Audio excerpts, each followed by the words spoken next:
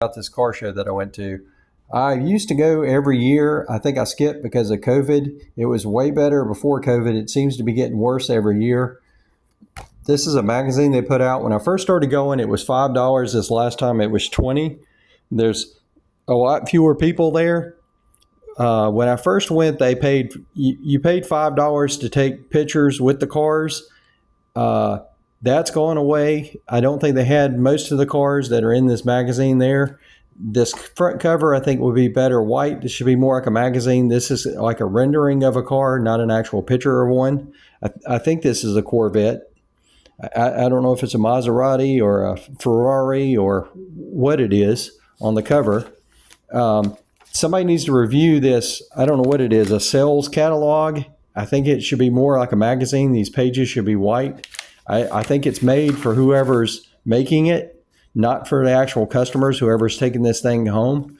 I'm not sure if I even ever looked at one of these before the other several years that I've been there. They're pushing the EVs, which are basically a computerized Roomba that people ride in. They're all plastic. They're drones. They're not cars. There's a blend of them in here. This, I think, should be two pages instead of three that fold out here. This last page is just a weight. This randymarion.com, I would only put the randymarion.com once on all these ads. It's a 4-page ad. I assume this is all the brands that they are dealers for. On the floor, there was people selling mattresses, some kind of, I don't know, Surya sleep mattresses, not cars, which was kind of weird.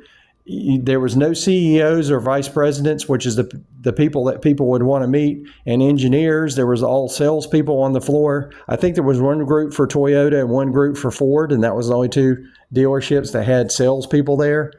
It seemed fairly disorganized.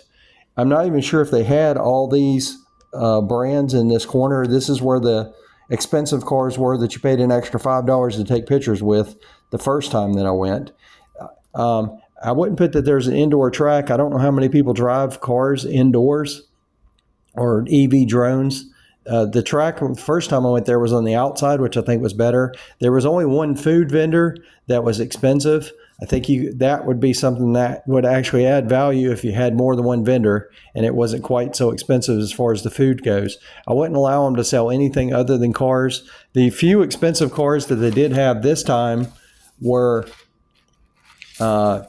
over here, I think in the middle, which is different than this map. There was a Maserati and a couple of other ones, but there was no salespeople there. The cars were locked up. It was difficult to even see under the hood. You couldn't see under the hood except for one of them that they had the hood open on.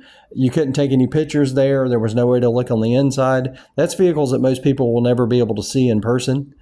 I think that's a detriment to the show. I've never looked all the way through, like I said, the whole catalog before. I think the stats here could be bigger, and the pictures should be brighter.